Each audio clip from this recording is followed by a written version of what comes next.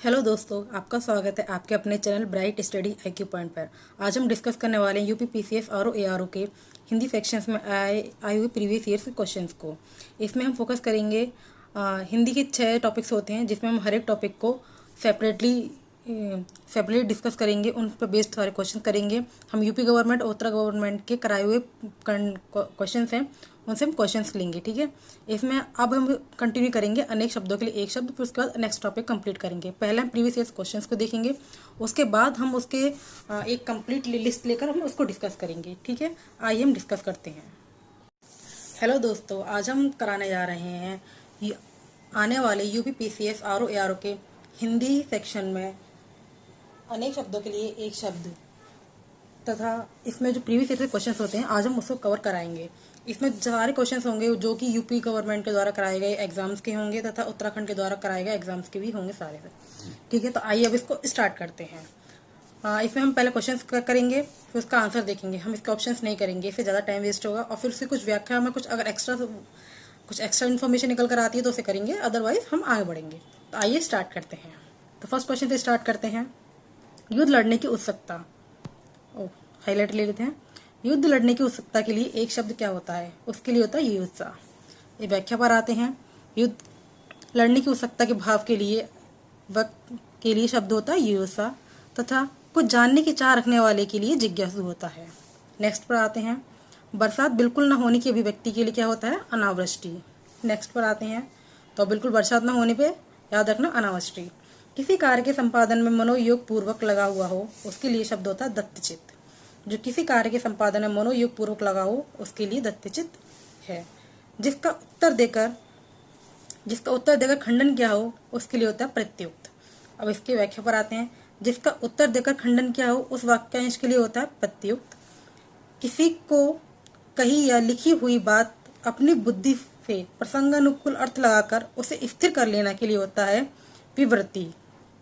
ठीक है, उत्तर मिलने पर दिया हुआ उत्तर के लिए होता है प्रत्युत्तर, तथा पुनः उच्चारण करने के लिए एक शब्द होता है प्रत्युच्चार। इसकी व्याख्या में 4 शब्द दिए गए हैं जो कि बहुत ही इंपॉर्टेंट है, उनको हम हाईलाइट कर लेते हैं। पहले प्रत्युक्त, विवर्ती, प्रत्युच्चार और प्रत्युच्चार।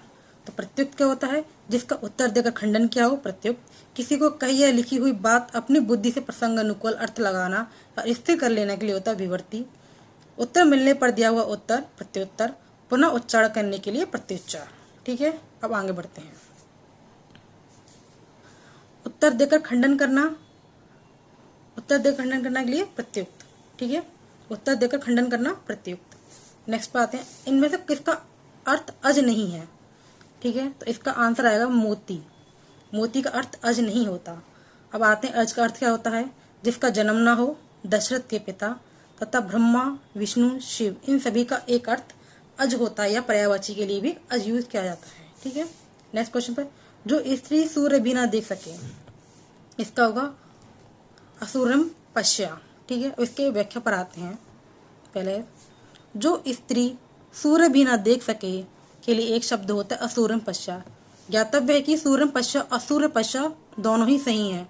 जो स्त्री किसी को भी ना देख सके, उसके लिए सूर्य पश्या होता है। जब कोई स्त्री पर्दे में रहती है और उसको सूर्य नहीं देख पाती है, उसको सूर्य नहीं देख पाता है, उसके लिए 2 शब्द यूज होते हैं, असूर्य पश्या और असूर्य पश्या। असूर्य पश्या एक संस्कृत शब्द होता है और असूर्य पश्या एक हिंदी वर्ड होता है। ठीक है, इसी को जो स्त्री किसी विषय की अच्छी तरह जानती हो, उसके लिए विदुषी कहते हैं। जो स्त्री शास्त्रार्थ की ज्ञाता हो, उसे शास्त्रज्ञ कहते हैं। नेक्स्ट पर आते हैं। जो स्त्री सूर्य भी ना देख सके, उसके लिए सूर्यम पश्या, वही सेम क्वेश्चन। इनमें से किसके लिए प्रयोज्य शब्द असूर्य पश्या है? वही रनिवास में कड़े पर्दे में रहने वाली स्त्री के लिए। ठीक है, नेक्स्ट पर आते हैं। जो स्त्री सूर्य भी ना देख सके, असूर्य पश्या। नेक्स्ट भी सेम क्वेश्चन है। अज्ञ, अज्ञ का अर्थ क्या है? अज्ञ का अर्थ होता है जो कुछ भी नहीं जानता हो। जो कुछ भी नहीं जानता हो उसके लिए अज्ञ कहते हैं। जो सब कुछ जानता हो उसे सर्वज्ञ कहते हैं। जो बहुत थोड़ा जानता हो उसे अल्पज्ञ कहते हैं। नेक्स्ट पर आते हैं। जो कवि तत्काल कविता करे, उसके लिए आशु कवि। देखिए, आशु कवि में 2 शब्द होते हैं, एक आशु और कवि। जब किसी चीज के लिए कोई व्यक्ति तत्काल करता है, उसके आगे आशु आता है। ठीक है, इसकी व्याख्या देखते हैं। जो कवि तत्काल कविता करे उसके लिए आशु कवि। महान यश सर्वश्रेष्ठ कवि को भी महाकवि कहते हैं। ठीक है, जिसकी आशा न की गई हो इसके लिए होता है अप्रत्याशित। जिसके लिए आशा न की गई हो अप्रत्याशित। व्याख्या देखते हैं। जिसकी आशा न की गई हो उसके लिए अप्रत्याशित। आशा से बहुत अधिक या आशा से परे हो उसके लिए आशातीत। आशा से बंधा हुआ आशान्वित। तथा की गई आशा के लिए एक शब्द प्रत्याशा।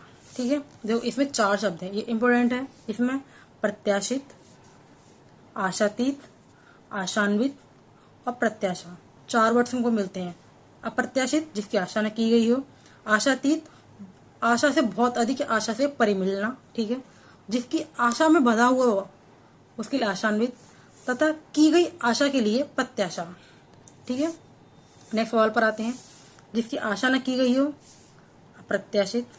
बिना पलक झपकाए, बिना पलक झपकाए के लिए होगा निर्निमेष। ठीक है, नेक्स्ट क्वेश्चन पर आते हैं हम। उत्तराधिकार में प्राप्त संपत्ति के लिए होता है रिक्त। ठीक है, उत्तराधिकार से प्राप्त संपत्ति को रिक्त कहते हैं। किसी के पास रखी गई वस्तु को धरोहर कहते हैं। जो उत्तराधिकार के लिए उपयुक्त हो उसे उत्तराधिकृत कहते हैं।